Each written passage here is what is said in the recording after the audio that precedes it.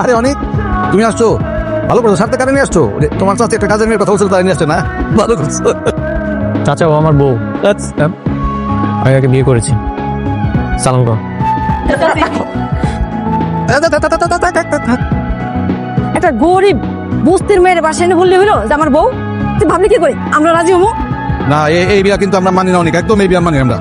দেখেন চাচা চাচি, আমি আপনাদের অনেক সম্মান করি, কিন্তু এর মানে এই না যে আমার সকল সিদ্ধান্ত আপনারা নেবেন।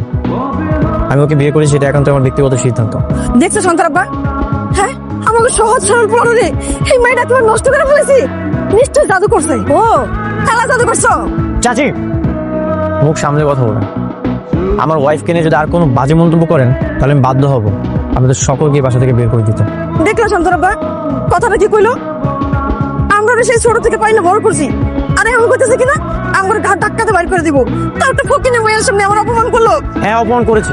ওনারা তো ঠিকই বলছে, আমার তো আসলে কিছু নাই। তুমি কোটিপতি, কিন্তু আমি তার কোটিপতি না। কি বলতেছো মেঘলা? আমার সামনে আমার ওয়াইফকে অপমান করবে আর সেটা আমি সহ্য করব? তুমি এটা ভাবলে কি করে? তুমি কেন নিজেকে ছোট মনে করছো?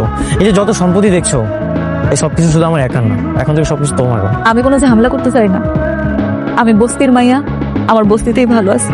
তুমি যদি আমার সাথে থাকতে চাও তাইলে আমার বস্তিতে চলো, আর নাইলে তুমি তোমার পরিবারের লগে থাকো। ওরে বাবা, নাটক, বিরাট নাটক সাজাই নিছে, বুঝছো না? মানে আমাকে সহজ সহজ পুয়াটোর মাথাটা খাইয়া আমি এখন বসিতে থাকবো, তুমি এখন এখানে থাকো। ওরে ওইখানে যা সব ফুসলে ফুসলে কথা বলতে পারবা। এখানে থাকলে তো আর সম্পত্তিটা নিজের নামে লেখায় নিতে পারবা না, তাই তো? মেঘলা চাচা, আমি এতদিন আপনাকে বাবার মতো সম্মান করে আসছি, এটা আপনার কাছে আশা করিনি। এটা কি হলো মা? তুমি না বলেছিলে অনেকের সাথে আমার বিয়ে হবে? তুই কোনো চিন্তা করিস না, আমি তো বলছি যেমনি হোক ওই মাইয়ারে অনেকের লগে থেকে ডিভোর্স দিতে দেবো, ডিভোর্স দিয়ে সাইরা তারপর তোর লগে বিয়ে দিব। ওরে এত পাকনামি করো না, দেখো। মেঘলা রাগ করে কেন চলে যাচ্ছ? এই জন্যই না আমি বড় লোকে তো ঘৃণা করি, এরা মানুষের সম্মান করতে জানে না। অনেক আমি তো তোমার কোটিপতি দেখে বিয়ে করিনি, এই সাধারণ তুমি ডারে দেখে বিয়ে করছিল।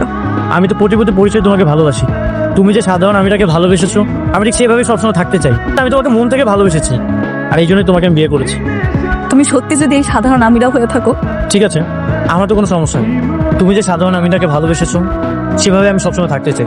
তুমি যদি আমাকে বলো বস্তিতে যে থাকতে, আমি সেখানেই থাকবো, আমার কোনো সমস্যা নেই। এগুলো তাহলে চলো আমার সাথে। চলো গাড়িতে চলো। না, গাড়ি কি দোষ করেছে? গাড়িতে কোনো দোষ করেনি, তো বস্তি পর্যন্ত গাড়িতে চলো, আর যখন প্রয়োজন হবে তখন শুধু আমি ব্যবহার করবো, এছাড়া ব্যবহার করবো না। আর তুমি যেহেতু বলেছো এখন থেকে বস্তিতে থাকতে, আমি সেখানেই থাকবো।